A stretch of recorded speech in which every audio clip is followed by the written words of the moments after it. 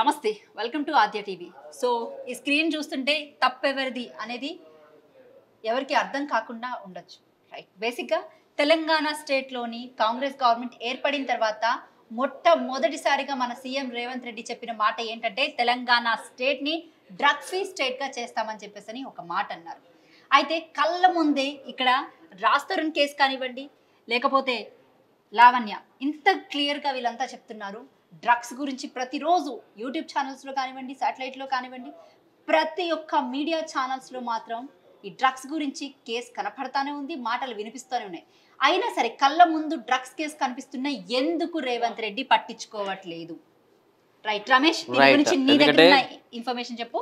సాధారణంగా అదే రాజ్ తరుణ్కి లావణ్యకి మధ్య నడుస్తున్న కాన్ఫ్లిక్ట్ మధ్యలో ముఖ్యమంత్రిని ఎందుకు ఇన్వాల్వ్ చేయాల్సి వచ్చింది అంటే, ఇప్పుడు రాధా చెప్పినట్టు ఈ స్టేట్ని డ్రగ్ ఫ్రీ సొసైటీగా చేస్తాం అని ఒక బిజినెస్ మ్యాన్ టైప్ డైలాగు అయితే కొట్టున్నారు మన ముఖ్యమంత్రి. రైట్, అందరూ చాలా వరకు ఫిలిం ఇండస్ట్రీ వాళ్ళని కూడా దాని మీద అవేర్నెస్ తీసుకురమ్మన్నారు.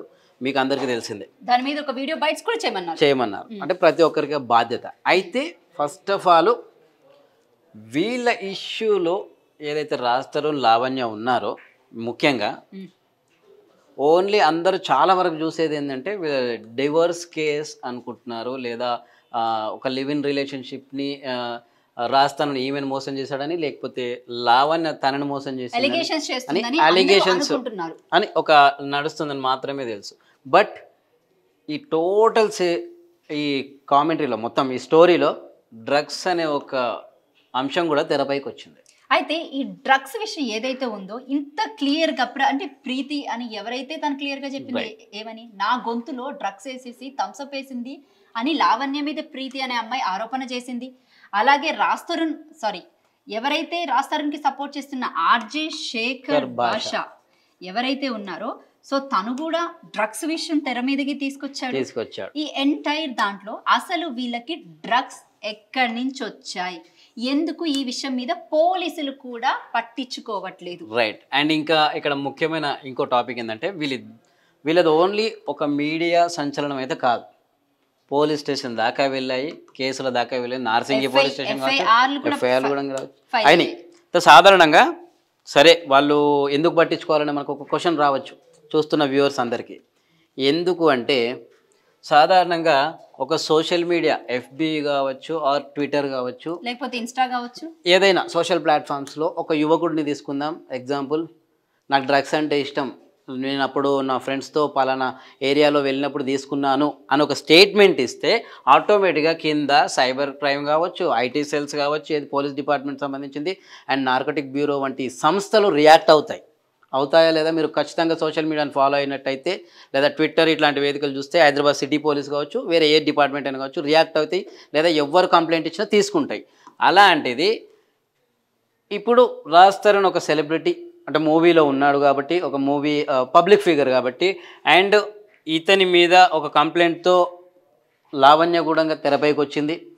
ఇట్లాంటి అంశంని ఎందుకు వదిలేస్తున్నారు? మరి కేవలం వీళ్ళేదో భార్యాభర్తలు లేకపోతే లవర్స్ ఆ గొడవలాగానే చూస్తే సరిపోతుందా? కాదు. ఎందుకంటే డ్రగ్స్ అని ప్రతి విషయంలో శేఖర్ భాష కావచ్చు, తను చెప్పిన ప్రీతి రైట్ ఆ విషయంలో కావచ్చు, డ్రగ్స్ అనే అంశం వచ్చినప్పుడు దెన్ ఎందుకు గవర్నమెంట్ స్పందించట్లేదు, దీని మీద సపరేట్ దాన్ని ఎందుకు తీసుకోవడం లేదు అనేది ఇక్కడ పాయింట్ రాదు. రైట్.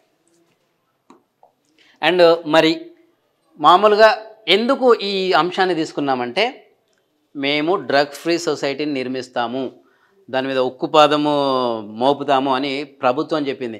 అండ్ అలాంటప్పుడు ఎలా ఉంటుందంటే, ఉక్కుపాదము లేకపోతే ఆ ఫ్రీ సొసైటీ చేయాలంటే ఈవెన్ రూట్స్ నుంచి కూడా తీసేయాలి. బికాస్ డ్రగ్స్ లేదా గాంజా ఇటువంటి ఈ మాదక ద్రవ్యాలు అనే అంశము ఇప్పటి నుంచి కాదు, ఎప్పటి నుంచో పాదుకుపోయిన అంశము. ప్రతి దగ్గర కూడా ఈవెన్ గల్లీ నుంచి యాక్చువల్గా మొదలయ్యేది అక్కడ నుంచి, గల్లీ సందులో నుంచి ఢిల్లీ పెద్ద పెద్ద పబ్ల దాకా, లేకపోతే పేరున్న బిజినెస్ పీపుల్ దాకా ఇది ఖచ్చితంగా ఇండియాని ప్రభావితం చేసే అంశం, అంటే దేశాన్ని ప్రభావితం చేస్తున్న అంశం అన్నమాట. ఇక్కడ మరొక విషయం కూడా మనం చూసుకున్నట్లయితే రమేష్, ఏంటంటే డ్రగ్స్ గురించి ఎవరి దగ్గర ఎటువంటి ఇన్ఫర్మేషన్ ఉన్నా మన సీఎం రేవంత్ రెడ్డి వెంటనే అందజేయండి అని చెప్పేసి అని అన్నారు. అయితే మీడియా సంస్థల్లో ఏదైతే ఈ సోషల్ మీడియా కానివ్వు లేకపోతే ఈ శాటిలైట్ కానివ్వండి డిజిటల్ మీడియా ప్రతి ఒక్క సోషల్ మీడియాకి సంబంధించిన ప్లాట్ఫామ్స్ లో ఇంతలా వీళ్ళిద్దరి కేసుకి సంబంధించి మెయిన్ ఏదైతే ఉందో ఆ డ్రగ్స్ ఇష్యూ, ఆ ప్రీతి అనే అమ్మాయి ఎవరైతే ఉందో తను ఇంత క్లియర్ గా ఒక స్టేట్మెంట్ ఇచ్చింది. ఆడియో లీక్స్ కావచ్చు, ఆడియో రికార్డింగ్స్ కావచ్చు, అలాగే ఒక వీడియో కూడా ఈ రోజు మన ఛానల్లో టెలికాస్ట్ అవుతుంది, ఆ వీడియో కావచ్చు. ఇంత క్లియర్ గా నీకు అక్కడ కనిపిస్తుంటే వై పోలీసులు ఎందుకు పట్టించుకోవట్లేదు? సింపుల్, ఇక్కడ ఒక్కటే ఏంటంటే డ్రగ్స్ అనే అంశం తెరపైకి వచ్చింది కాబట్టి వీళ్ళని తీసుకొని ఫస్ట్ ఆఫ్ ఆల్ సుమోటో అనే ఒక అంశం ఉంటుంది. మనం మామూలుగా ఎవరు దాన్ని పట్టించుకొని ఎవరు ప్రత్యేకంగా కంప్లైంట్ ఇయ్యినప్పుడు గవర్నమెంటే, ప్రభుత్వ సంస్థలే లేదా కోర్టుకు కావచ్చు లేదా పోలీసు వ్యవస్థ కావచ్చు సుమోటోగా ఆ కేసుని స్వీకరించవచ్చు. అయితే ఆల్రెడీ కేసు అయింది. ఏది వీళ్ళ పరస్పరం వీళ్ళకున్న గొడవలు కావచ్చు. ఇక్కడ ఇంకొక విషయం చెప్తా, వీళ్ళ మీద కేసు, ఈ రాస్తరుణ్ మీద కేసు కావచ్చు లేదా ఈ లావణ్య మీద కేసు కావచ్చు, వీళ్ళిద్దరి మీద, ఇతని మీద నార్సింగ్ లో కేసు అయితే ఈ అమ్మాయి మీద జూబ్లీ హిల్స్ లో మాల్వి మల్హోత్రా కేసు పెట్టింది. అండ్ అలాగే ఈ అమ్మాయి మీద ఇతని పేరెంట్స్ కి సంబంధించి మాదాపూర్ లో కూడా కేసు పెట్టింది. టోటల్ 3 PS ల పరిధిలో ఈ కేసు వీళ్ళిద్దరు అంశం తిరుగుతుంది. 3 PS ల పరిధిలో వీళ్ళిద్దరు అంశం మధ్యలో డ్రగ్స్ అనే అతిపెద్ద వర్డ్, చూడడానికి చిన్నగా ఉంటుంది వర్డ్, కానీ దీని ప్రభావం మనందరికీ తెలిసిందే. డ్రగ్స్ అనే ఒక అంశం తెరపైకి వచ్చినప్పుడు ఎందుకు సుమోటోగా దీన్ని ఎందుకు తీసుకోవద్దు, ఎందుకు ఈమె ఆరోపణలు చేస్తున్న ప్రీతిని ఎందుకు శాంపుల్స్ తీసుకోవద్దు, శేఖర్ భాష ఆరోపిస్తున్న లావణ్యని ఎందుకు శాంపిల్స్ తీసుకోవద్దు. అండ్ లావణ్యకి సంబంధించి చాలా వరకు కూడా ఒకసారి రైల్వే స్టేషన్ లో కానివ్వు, ఇంకోసారి ఎయిర్పోర్ట్ లో కానివ్వు, లేకపోతే ఇంకొకసారి సమ్ ఎక్స్ ప్లేస్, ఇన్ని ప్లేసెస్ లో తను డ్రగ్స్ కేసులో పట్టుబడినప్పుడు తను ఒక 3 నెలల జైలుకు కూడా పంపించారు. అయితే ఈ అమ్మాయి మీద మెయిన్ ఎవరైతే ఇప్పుడు డ్రగ్స్ పెడ్లర్ గా కానీ కన్స్యూమర్ గా కానీ ఈ అమ్మాయి తన మీద ఒక కంప్లైంట్ ఉంది ఆల్రెడీ. కంప్లైంటే కాదు, తిని ఇక్కడ మెయిన్ విక్టిమ్ గా, సారీ ఇప్పుడు వీళ్ళిద్దరి విషయంలో తన మెయిన్ విక్టిమ్ రోల్ ప్లే చేస్తుంది. ఎగ్జాక్ట్లీ అక్కడ. అవును. సో ఈ డ్రగ్స్ విషయంలో వచ్చేసి తన మీద కూడా మెయిన్ ఆరోపణ ఉంది కూడా. అలాంటప్పుడు తనని ఎందుకు విచారించట్లేదు పోలీసులు? రైట్. ఇంకా ఇదే విషయానికి వస్తే ఒక్కసారి అప్పుడెప్పుడు రైట్ ఒక 4-5 years back I think Tollywood మీద డ్రగ్స్ అలిగేషన్స్ వచ్చాయి. చాలామంది సెలబ్రిటీస్ని పిలిచి ఇంట్రాగేషన్ చేశారు. ఎందుకంటే అది చిన్న విషయం కాదు. సుబ్బరాజు దగ్గర నుంచి, రవితేజ దగ్గర నుంచి, పూరి జగన్నాథ్ దగ్గర నుంచి అందరూ దగ్గర నుంచి ఇలా చాలా మంది పెద్ద పెద్ద సెలబ్రిటీస్ ని తీసుకొచ్చి మరి ఎంక్వైరీ చేశారు ఈ విషయంలో. అండ్ ఒక పాయింట్ ఆఫ్ వ్యూలో ఆలోచిద్దాం మనము. లావణ్య, రాజ్ తరుణ్ వీళ్ళిద్దరు ఒక 11 years లివ్ ఇన్ రిలేషన్షిప్లో ఉన్నప్పుడు లావణ్యను ఒక 3 months జైల్లో పెట్టారు అని అన్నాను డ్రగ్స్ విషయంలో. దెన్ ఎందుకు రాజ్ తరుణ్ తెరపైకి రాలేడు లివ్ ఇన్ రిలేషన్షిప్ ఉన్నప్పుడు? ఈ పాయింట్ కూడా మనం ఆలోచించాలి. ఇదే క్వశ్చన్ మార్క్. రెండోది, ఎట్ ద ఏజ్ ఆఫ్, ఇప్పుడు నువ్వు అన్నావు 11 years రిలేషన్షిప్ అని. ఈ 11 years వాళ్ళు ఈ మ్యాటర్ ప్రకారం ఈ అమ్మాయి ఏజ్ కరెంట్ 33, రైట్? రైట్. ఇప్పుడు ఈ అమ్మాయి 19 years ఉన్నప్పుడు ఇంట్లో నుంచి బయటకు వచ్చేసింది. ఏది అన్ని వదిలేసి రాజ్ తరుణ్ కోసం ఇంట్లో నుంచి వచ్చేసింది. 11 సంవత్సరాల పాటు వీళ్ళిద్దరూ లివింగ్ రిలేషన్షిప్ అని ఇతను అంటున్నాడు. కాకపోతే ఈ అమ్మాయి మా ఇద్దరికి పెళ్లి జరిగిందని చెప్పేసి అని కూడా చెప్తుంది ఇక్కడ. అది ఇప్పుడు నడుస్తున్న చర్చ. అయితే ఇక్కడ ఇంకొక మ్యాటర్కి వస్తే 11 years, ఈ 11 years ఏదైతే ఉందో ఈ అంటే 19 years అంటే ఏ ఆడపిల్లకి ఏం కూడా తెలియదు నా వరకు అయితే. రైట్. ఒక నార్మల్ అవేర్నెస్ తప్ప అంతగా డీప్ గా సొసైటీ మీద పెద్ద అవగాహన కూడా ఉండదు. అలాంటిది 11 years నుంచి ఈ అమ్మాయి ఇతనితో ఉంటుందంటే ఈ డ్రగ్స్ విషయం ఏదైతే ఈ కంప్లైంట్లు కానివ్వండి, లేకపోతే ఈ అమ్మాయి పట్టుబడడం కానివ్వండి, లేకపోతే ఇంకొకటి ఎక్స్ ఎవరైతే వీళ్ళ ఫ్రెండ్స్ డ్రగ్స్ పెడ్లింగ్ అంటున్నారో, కన్జ్యూమ్ అంటున్నారు, ఇతనికి తెలియకుండా ఉంటుందా? రైట్. ఇక్కడ ఇదే పాయింట్. అయితే ఈ పాయింట్ మీద ఎందుకు ఇంతవరకు రాజ్ తరుణ్ని టచ్ చేయలేదు పోలీస్ వ్యవస్థ, పోలీస్ విభాగం ఎందుకు రాజ్ తరుణ్ని పిలిచి ఎందుకు చేయలేదు? ఈ కేసుకి సంబంధించి నార్సింగ్ లో అయితే ప్రెసెంట్ తిన మీద ఎఫ్ఐఆర్ ఫైల్ అయి ఉంది. ఏది ఓన్లీ ఈమెను మోసం చేశాడనే విధంగానే సెక్షన్ 3 పెళ్లి చేసుకుంటానని లైక్ 420 సెక్షన్స్ కూడా అతని మీద పడ్డాయి. ఎఫ్ఐఆర్ ఫైల్ అయింది. అయితే August 8కి రేపు లేదా ఎల్లుండు తన మీద హైకోర్టులో విచారణ కూడా ఉంది. అయితే ఇతను ముందస్తుగానే బెయిల్ కి కూడా అప్లై చేసుకోవడం కూడా జరిగింది. అది ఓన్లీ వీళ్ళిద్దరి మధ్యలో ఉన్న రిలేషన్షిప్ కి సంబంధించి నడుస్తున్న వివాదానికి సంబంధించి ఈ హియరింగ్ ఏదైతే ఉందో లేకపోతే ఈ ట్రయల్ ఏదైతే ఉందో కోర్టులో అది అని నేనేమంటున్నా అంటే అటు ఆర్జే శేఖర్ ఇచ్చిన స్టేట్మెంట్తో కావచ్చు, లేదా లావణ్య ప్రీతి మీద ఇచ్చిన స్టేట్మెంట్ కావచ్చు, వీళ్ళిద్దరు పరస్పరం ఇచ్చుకునేది ఇక్కడ ఎట్లా అంటే ఒక ఇద్దరు సపోజ్ ఒక మామూలుగా ఒక సినిమాలో ఇద్దరు ఫ్యాక్షనిస్టులు ఉన్నారు, ఒకరి మీద ఒకరు బాంబులు వేసుకుంటే వాళ్ళిద్దరితోనే బాంబులు ఉన్నట్టే, ఉన్నాయా లేదా అని మనం చూసుకోవాలి.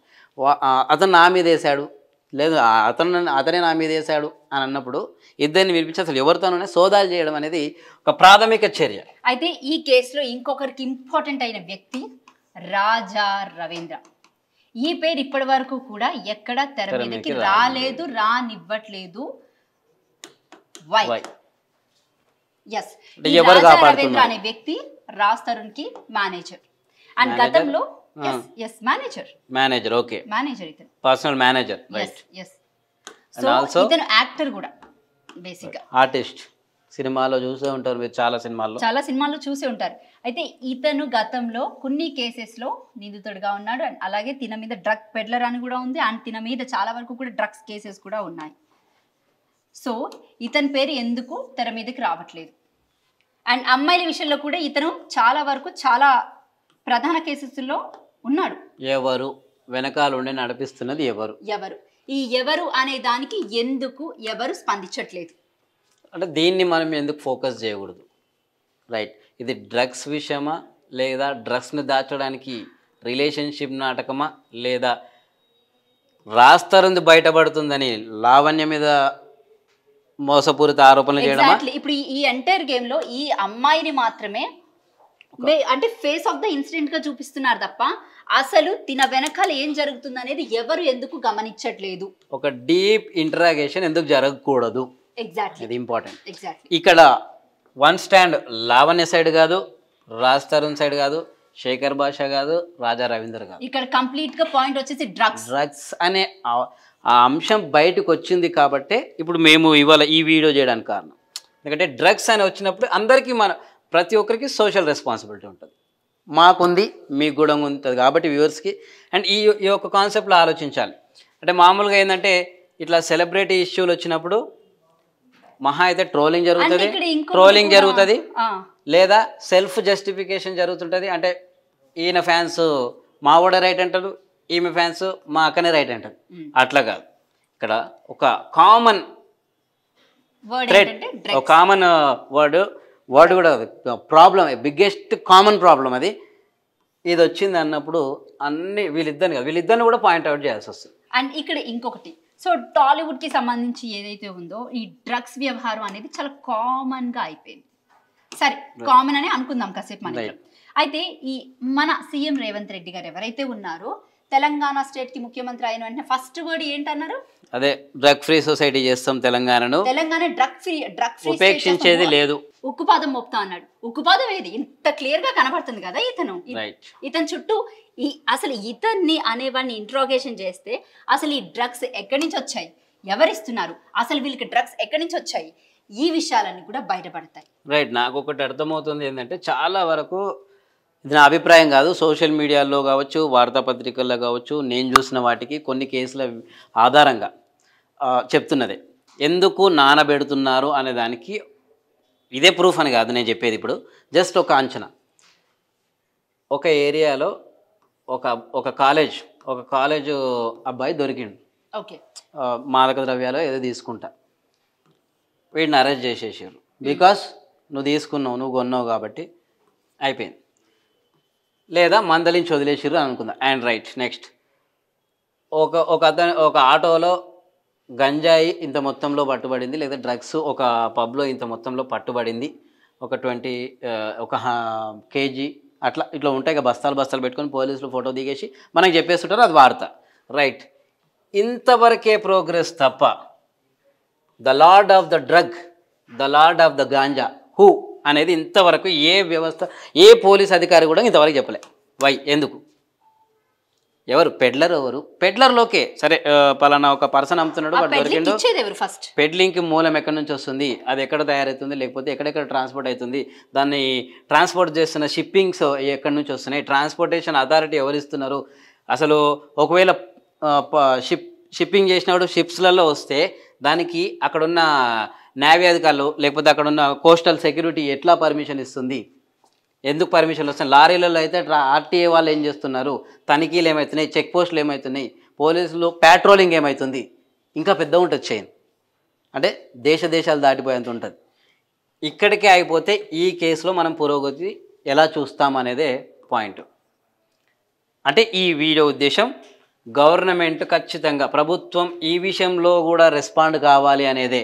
ఈ విషయంలో డ్రగ్స్ అనేది ఎందుకు వచ్చింది, ఎవరు వాడుతున్నారు, ఎవరు తీసుకుంటున్నారు, ఎవరు అమ్ముతున్నారు, మీ ఇద్దరికి ఏం సంబంధం అనేది కూడా మాట్లాడు. ఇంకొకటి, ఇప్పుడు వీళ్ళైతే ఈ అమ్మాయి ఎవరైతే ఉందో తిను కానీ లేకపోతే తినకు సంబంధించిన ఆర్జే శేఖర్ కానీ వీళ్ళంతా కూడా ఈ శాటిలైట్ డిబేట్స్ లో అన్నిట్లో కూర్చొని చెప్పులతో కొట్టుకొని రాళ్ళతో కట్టుకొని కాళ్ళతో తన్నుకోవడమే ఉందే తప్ప ఎందుకు ఎవరైతే ఇంటర్వ్యూ చేస్తున్నారో, ఎందుకు ఎవరైతే వీళ్ళని డిబేట్స్ కూర్చోబెట్టినారో వాళ్ళు ఎందుకు డ్రగ్స్ అనే విషయం తెర మీదకి ఎందుకు తీసుకురావాలి? అటు మెయిన్ స్ట్రీమ్ అయినా కొంతమంది అయినా ఎవరైనా సరే, మాకు పేర్లు అనవసరం. కాకపోతే ఇక్కడ పాయింట్ ఇంపార్టెంట్, మాకు డ్రగ్స్ అనే దాన్ని ఎందుకు జూమ్ లెన్స్లో చూడట్లేదు? ఎంతసేపు వాళ్ళు కొట్టుకున్నారా కామన్ అనుకుంటున్నారేమో రమేష్. ఇప్పుడు టాలీవుడ్ కి సంబంధించి డ్రగ్స్ అనే విషయం it's not a common thing. ఇది కామన్ థింగ్ కాదు. సొసైటీకి అసలు అది ఎంత వరకు మేలు జరుగుతుంది? ఇది కామన్ థింగ్ కాదు. ఇక్కడ చెప్పలేం.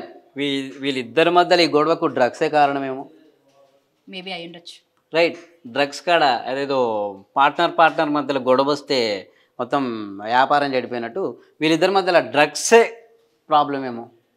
ఈ ఇష్యూయే తేడాలు వచ్చాయేమో, పంపకాల్లో తేడాలు వచ్చాయేమో, రైట్, పార్ట్నర్షిప్లో తేడా వచ్చిందేమో. అంటే ఆ కోణంలో, ఎందుకంటే ఇది ఎట్లాంటి పోలీసు వాళ్ళు చేసే కోణాలు ఉంటాయి కదా, ఏమో ఇతనే మోసం చేశాడేమో, లేకపోతే నువ్వే మోసం చేసావేమో, ఆ కోణంలో ఆలోచించినా కూడా వీళ్ళిద్దరికీ ఉందని ఎందుకు గవర్నమెంట్ దృష్టి పెట్టట్లేదు? ఫస్ట్ ఆఫ్ ఆల్ హోంశాఖ వ్యవస్థ ఏం చేస్తుంది? అసలు హోంశాఖ వ్యవస్థకి ఎవరు? అందుకే ఏం చేస్తుంది అని, ఎందుకంటే ఇది సీఎం సాబ్ కింద ఉంటుంది. ఇప్పుడు ప్రజెంట్ మంత్రి లేడు కాబట్టి ముఖ్యమంత్రి రేవంత్ రెడ్డి దగ్గరనే ఉంది ఆ పొజిషన్. ఏం చేస్తున్నారు ఇంతకీ? తెలంగాణలో డ్రగ్ ఫ్రీ సొసైటీ అన్నారు కాబట్టి అందులో ముఖ్యమైన ఎఫెక్టెడ్ ఏరియా హైలైట్ ఏంటంటే మనం హైదరాబాద్ ఒక్కటే ఆలోచిస్తున్నాం. నో, ఉన్న జిల్లాల్లో ఖచ్చితంగా ఏ జిల్లా అయినా, మహబూబ్నగర్ కావచ్చు, వరంగల్ కావచ్చు, 33 అన్ని జిల్లాల్లో ఈ ప్రభావం ఉంది. మాదక ద్రవ్యాలు అన్ని రూపాల్లో ఉంటాయి.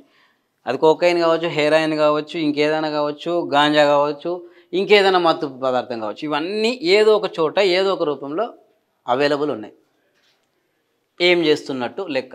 అసలు ఎంతవరకు సుమోటోగా తీసుకుంటున్నారు, ఎంతవరకు సీరియస్గా తీసుకుంటున్నారు ఫస్ట్ ఆఫ్ ఆల్ అనేది పాయింట్. రైట్. అయితే ఈ వీడియోకి సంబంధించి ఇప్పటి వరకు ఏదైతే ఎక్స్ప్లెయిన్ ఉందో ఇది మేము లావణ్య తరపున చేయలేదు, రాజ్ తరుణ్ తరపున చేయలేదు, లేకపోతే ఎవరి తరపున కూడా మేము ఒక స్టాండ్ తీసుకోవట్లేదు. ఖచ్చితంగా ఇది ఓన్లీ డ్రగ్స్ గురించి మాత్రమే చేస్తున్న వీడియో. ఎవరైతే కింద కామెంట్లు పెడుతున్నారు వాళ్ళకి మాత్రమే చెప్తున్నాను. ఎందుకంటే మీ ఇంట్లో మీకు ఒక అక్క ఉంటుంది, చెల్లి ఉంటుంది, మీ అమ్మ ఉంటుంది, వాట్ ఎవర్, ఆడపిల్ల ఆడది అనేది మాత్రం ఆ రెస్పెక్ట్ ఉంచుకోండి. ఇక్కడ ఎవరికి సపోర్ట్ చేసింది అయితే కాదు. అండ్ ఇంకొకటి రైట్, ఒకసారి అండ్ వ్యూవర్స్ కూడా మీకు రైట్స్ ఉంటాయి. అంటే గవర్నమెంట్ చేసే మీ ఒపీనియన్స్ చెప్పే రైట్స్ ప్రతి ఒక్కరికి ఉంటాయి. కాకపోతే ఇప్పుడు మేము చెప్పిన కోణంలో ఈ ఎంటైర్ ఎపిసోడ్ని ఒకసారి ఆలోచించి అండ్ మీ వ్యూస్ కూడా పెట్టండి, మాకు కూడా తెలియజేయండి. కాకపోతే తప్పుడుగా మాత్రం, ఎందుకంటే ఇక్కడ లావణ్యకి ఎవరు సపోర్ట్ చేయట్లేదు, రాజ్ తరుణ్ కి కూడా సపోర్ట్ చేయట్లేదు. జస్ట్ డ్రగ్స్ అనే విషయం నాట్. అండ్ ఇంకోటి, ఇది అగైనెస్ట్ గా ఏదో ముఖ్యమంత్రి మీద బురద జల్లే ప్రయత్నం అయితే కూడా కాదు. బికాజ్ మనం ఓటేసాం, మనమే గుర్తు చేయాలి. ఎందుకంటే మనము చెప్తా సింపుల్, మీ కాలనీలో మొత్తం డ్రైనేజ్ పొంగి పొర్లుతుంటే నేను ఓటేసిన కదా రేవంత్ రెడ్డికి ఆయన చూసుకుంటాడులే అంటే కాదు, నేను ఓటేసినలే ఆయనకు వచ్చి చూసుకుంటా అంటే కాదు. ఒకరోజు చూస్తావు, రెండో రోజు ఖచ్చితంగా నువ్వు జిహెచ్ఎంసీ వాళ్ళకో లేకపోతే స్థానిక ఉన్న మున్సిపాలిటీ ఆఫీస్కో ఫోన్ చేసి, సార్ ఇక్కడ ఈ ప్రాబ్లం ఉంది, 2 రోజులు అవుతుంది, మీరు ఎటు వస్తలేరు, నా వల్ల అయితే లేదు అనే కదా చెప్తాం మనం.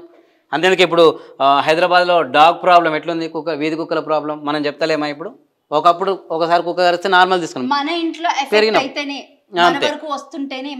నీ దాకా వస్తుంది, నీ చుట్టూ దాకా వస్తుంది. రైట్, ఇంకోటి నీ దాకా వస్తే తీసుకున్నటువంటి ప్రాబ్లం కాదు, తీసుకున్న వాళ్ళ ఇంటి వాళ్ళకు ప్రాబ్లం అది. ఎందుకంటే తీసుకుని అలవాటు పడిన వాడు ఎప్పుడు ప్రాబ్లం కాదు, ఎందుకంటే మర్చిపోతాడు. ఇంకా ఆ మాదక ద్రవ్యాలకు ఏదైతే ఉందో ఆ ఎఫెక్ట్ బాడీ మీద చూయించేసి ఆ లోకం వేరే ఉంటుంది. నువ్వు నీ లోకంలో ఉంటావు కాబట్టి చూస్తున్న తల్లిదండ్రులు లేకపోతే పెళ్లి చేసుకున్న భార్య భర్త అన్న తమ్ముళ్ళు వీళ్ళు సఫర్ అవుతారు. కాబట్టి ఇది ఏ ఒక్కరిని ఉద్దేశించి కాదు, అందరినీ ఉద్దేశించి ప్రశ్నించే ఒక కోణంలో మాత్రమే మేము ఈ వీడియో ప్రజెంట్ చేసాం. అండ్ మీరు కూడా అదే కోణంలో మీ అనలైజింగ్ చేసి కామెంట్ పెట్టచ్చు. అండ్ వీలైతే దీన్ని ఎక్కువ డిస్కస్ కూడా చేయడానికే అభిప్రాయాలు పంచుకుంటే ఇంకా ఎక్కువ కూడా డిస్కస్ చేద్దాం. అంటే మనందరం కూడా ఒక గ్రూప్, ఒక వెబ్ లాగా పనిచేస్తే కూడా కొన్నిటిని నిద్ర లేపొచ్చు అట్లా. Right, thank you. Thank you.